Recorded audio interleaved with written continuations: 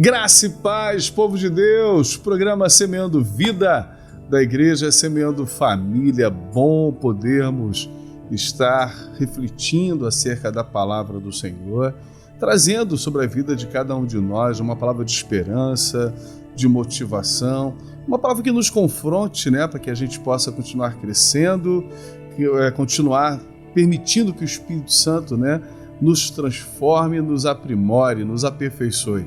Nós ouvimos muito, de que as pessoas não são perfeitas, mas a Bíblia fala que nós somos aperfeiçoados em Deus. Só pode ser aperfeiçoado aquilo que já, de uma certa forma, tem algum tipo de perfeição.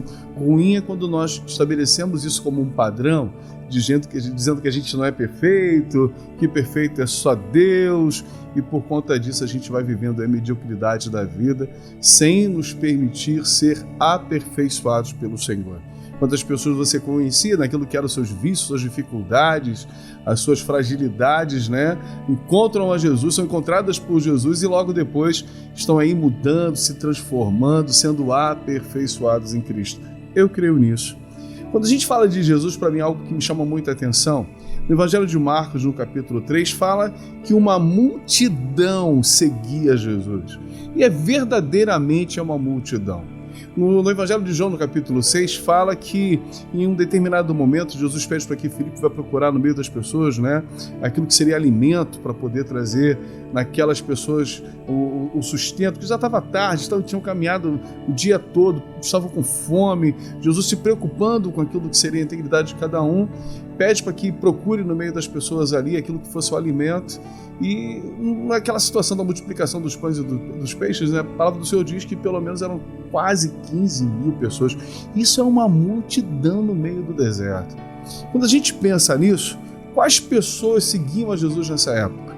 Todo tipo de pessoa. Nós temos ali os curiosos que seguiam a Jesus, nós temos os endemoniados, imagina, o próprio Satanás seguia Jesus naquilo que era a necessidade de ser liberto daquela pessoa. Nós tínhamos os coxos, tínhamos os doentes, tínhamos os políticos, tínhamos os religiosos, todo tipo de pessoa seguia Jesus. Aqueles que precisavam e aqueles que não precisavam também seguiam a Jesus. Tudo muito organizado. Jesus ele traz esse tipo de organização em muitas situações daquilo que é a estrutura da caminhada cristã. E quando a gente fala de organização, daquilo que é esse segmento da multiplicação dos pães, porque Jesus fala, separa grupo de 50, de 100, uma organização de pensamento por conta daquilo que 15 mil pessoas seguindo para poder ajustar todas as coisas era complicado. 1 Coríntios capítulo 14, versículo 33 diz assim: porque Deus não é Deus de confusão, sim de paz, como em todas as igrejas dos santos. No versículo 40 do mesmo texto diz, tudo, porém, seja feito com decência em ordem. Em 1 Crônicas, capítulo 6, versículo 32, diz, ministravam diante do tabernáculo, da tenda da congregação, com cânticos, até que Salomão edificou a casa do Senhor em Jerusalém e exercitavam o seu ministério segundo a ordem prescrita.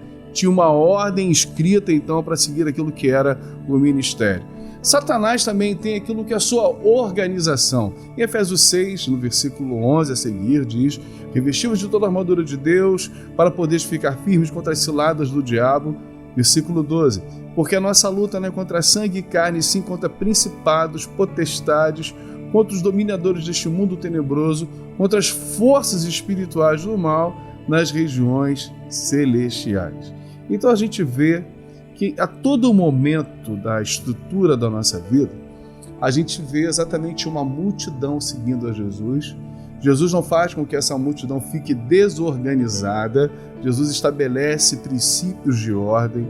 Quando a gente fala de igreja, a gente como pastor é bem complicado, Hoje nós somos uma igreja evangelística, profética, e a gente crê naquilo que são as conversões. Muitas conversões acontecem em nossa igreja.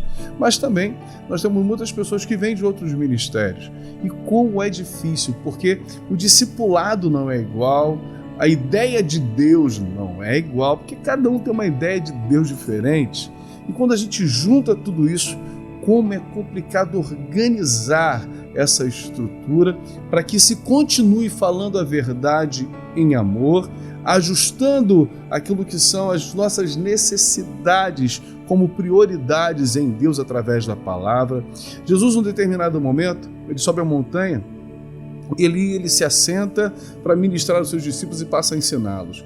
E aqui existe algo muito grande que eu queria compartilhar, com vocês, daquilo que ele traz como ensinamento, como ele traz como uma lei sobre nossa vida. Ele diz: bem-aventurados os humildes de espírito, porque deles é o reino dos céus. Bem-aventurados os que choram, porque estes serão consolados. Bem-aventurados os mansos, porque herdarão a terra. Bem-aventurados os que têm fome e sede de justiça, porque serão fartos. Bem-aventurados os misericordiosos, porque alcançarão misericórdia. Bem-aventurados os limpos de coração, porque verão a Deus. Bem-aventurados os pacificadores, porque serão chamados filhos de Deus. Bem-aventurados sois, quando por minha causa vos injuriarem, perseguirem, mentindo disserem todo mal contra vós. Alegrai-vos, porque é grande o vosso galardão nos céus, pois assim perseguiram os profetas que vieram antes de vocês. Quando a gente constrói esse pensamento de galardão, a gente começa a entender algumas coisas no mundo espiritual. Apocalipse 22, versículo 12 diz assim: eis que venho sem demora, e comigo está o galardão que tenho para retribuir. Olha o que o texto está dizendo. Eis que venho sem demora, ele já está chegando, vai demorar não. E comigo está o galardão que tenho para retribuir a cada um segundo as suas obras, segundo as suas atitudes. Bom, deixa eu trazer algo para que a gente possa sintetizar tudo que nós estamos conversando aqui no texto de Jeremias, capítulo 17, versículo 10. Eu, o Senhor, esquadrinho o coração, eu provo os pensamentos, e isto para dar a cada um segundo o seu proceder, segundo o fruto das suas ações. Por que estamos vivendo tempos difíceis? Porque muitos de nós estamos seguindo a Jesus achando que nós vamos conseguir enganá-lo de alguma forma, porque a nossa estrutura de vida revela quem a gente é, mas para Jesus a gente quer falar outra coisa para ele. A gente não nos aproximamos ou não queremos estar com Deus por aquilo que Ele é, mas por aquilo que nós possamos retirar dele. A gente sobe a montanha não por quem Deus é, a gente sobe a montanha para que Deus olhe para a gente, interprete aquilo como fé e faça aquilo que Ele tem que fazer, que é me abençoar.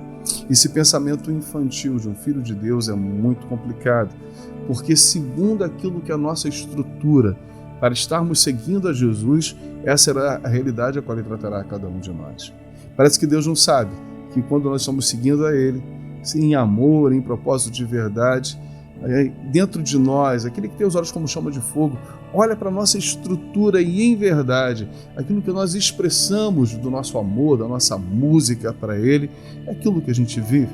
Eu quero trazer uma palavra profética sobre tua vida nessa manhã em nome de Jesus. Você quer ver uma mudança plena, completa nas áreas da tua existência, em nome de Cristo Jesus. Venha buscar a Deus para que dentro de você haja um aperfeiçoamento de tudo aquilo que Deus já fez na tua vida e daquilo que Ele já tem trazido sobre você, da criatura que você é. Não acho que já está satisfeito o lugar que você chegou. Pelo contrário, mergulhe no Senhor. Não no evangelho emocional, de músicas que mexem com suas emoções, de palavras que vão mexer com aquilo que são seus sentimentos, não, mas de uma realidade de mente, uma realidade de vida, um confronto aí dentro de você, de uma gestão dentro pessoal da tua alma, para que você possa perceber os motivos aos quais te levaram a seguir a Jesus. Porque todo tipo de pessoa seguia Cristo. Os que precisavam, os que não precisavam, o que os amava, o que odiava ele, o que queria que ele tivesse uma vida plena, o que queria matá-lo. Todo tipo de pessoa seguia. E de repente existe um monte de seguidores aí, de todos os tipos, com seus pensamentos, sentimentos completamente mundanos, hipócritas e sem propósito de crescimento. Que nessa manhã existe uma verdade dentro de cada um de nós para que Cristo possa cumprir o propósito dele na nossa vida. Que essa palavra encontre morada no teu coração, que sejamos confrontados sim em amor, para que haja crescimento em tudo. Beijo no teu coração, paz de Cristo, fique com Deus.